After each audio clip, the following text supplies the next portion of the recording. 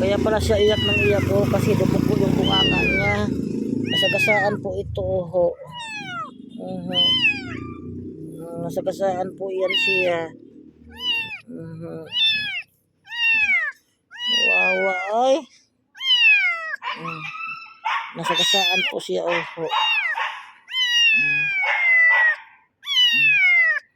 Iyak ng iyak siya. Kasi nasagasaan.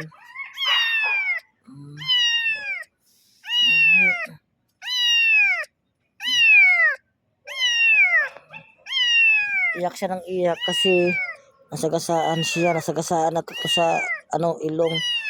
Kasi nga yung niya ilong puro dugo na oh. So maroon po tayo ditong nakitang pusa na naman oh. Itinapon na naman dito oh. So hindi pa to kumakain. Iyak siya ng iyak kanina pa. Ito yung narinig ko oh. So ano ba yan?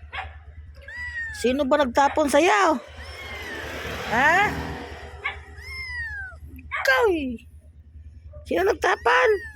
Nakaw po. Akaw eh. Ala, may dugo. May dugo yung bunganga niya oh. Ano nangyari sa'yo?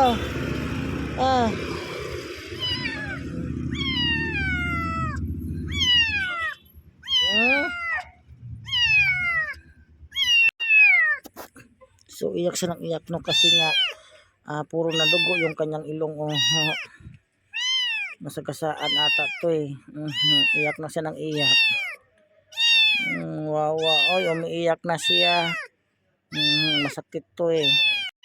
Iyak siya ng iyak oh kasi nasagasaan siya. Nagdugo yung kanyang bunganga. Nasagasaan siya oh. Iyak ng iyak. So, wawa ay.